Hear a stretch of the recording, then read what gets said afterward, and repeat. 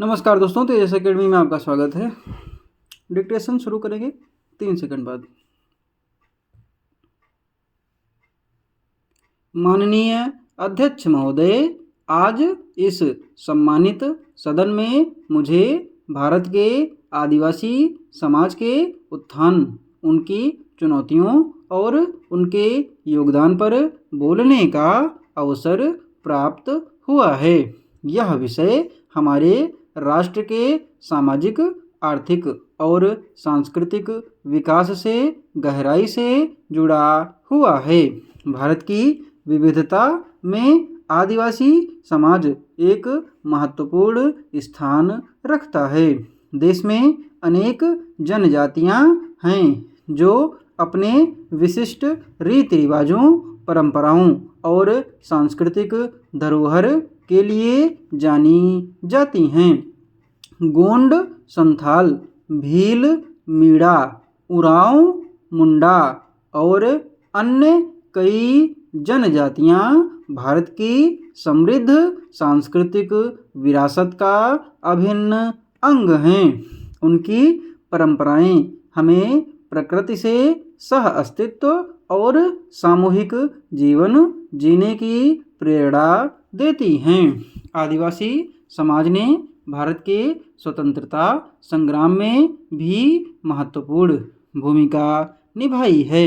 बिरसा मुंडा, तिलका मांझी, सिद्धू कान्हू और रानी दुर्गावती जैसे वीरों ने अंग्रेजों के खिलाफ संघर्ष किया और अपनी मातृभूमि की रक्षा के लिए अपने प्राणों की आहुति दी।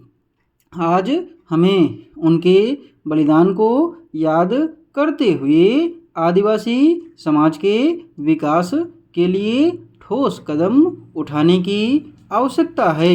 हालांकि हमें यह स्वीकार करना होगा कि आदिवासी समाज आज भी कई समस्याओं से जूझ रहा है। गरीबी, अशिक्षा, स्वास्थ्य सुविधाओं की कमी, विस्थापन और सामाजिक भेदभाव जैसी चुनौतियां आज भी आदिवासी समुदायों के विकास में बाधा बन रही हैं। जंगलों से बेदखली, उनकी पारंपरिक आजीविका पर संकट और मुख्यधारा की अर्थव्यवस्था में समुचित भागीदारी की कमी उनके समग्र विकास को प्रभावित कर रही है। सरकार ने आदिवासी समाज के उत्थान के लिए कई योजनाएं चलाई हैं, जैसे कि वन अधिकार अधिनियम 2006, एकलव्य मॉडल आदिवासीय आवासीय विद्यालय, अनुसूचित जनजाति उप योजना और विभिन्न कल्याणकारी योजनाएं। इन योजनाओं का उद्देश्य आदिवासियों को शिक्षा, स्वास्थ्य और रोजगार के बेहतर अवसर प्रदान करना है। हमें यह सुनिश्चित करना होगा कि इन योजनाओं का प्रभावी कार्यान्वयन हो और आदिवासी समुदायों तक इनका लाभ सही तरीके से पहुँचे। उनकी भाषा, संस्कृति और परंपराओं का संरक्षण भी अत्यंत आवश्यक है। हमें उनके अधिकारों की रक्षा के लिए संकल्प लेना होगा और उनके साथ संवेदनशीलता के साथ व्यवहार करना होगा। माननीय अध्यक्ष महोदय, आदिवासी समाज केवल हमारे अतीत का गौरव नहीं है, बल्कि हमारे भविष्य की भी शक्ति है।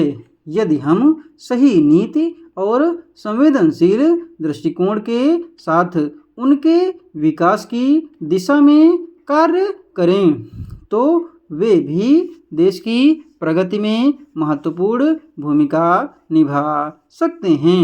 अतः मैं इस सदन के माध्यम से सरकार और समाज से आग्रह करता हूँ कि आदिवासी समुदाय के उत्थान के लिए ठोस कदम उठाए जाएं, उनकी शिक्षा और स्वास्थ्य पर विशेष ध्यान दिया जाए और उनके पारंपरिक अधिकारों की रक्षा की जाए।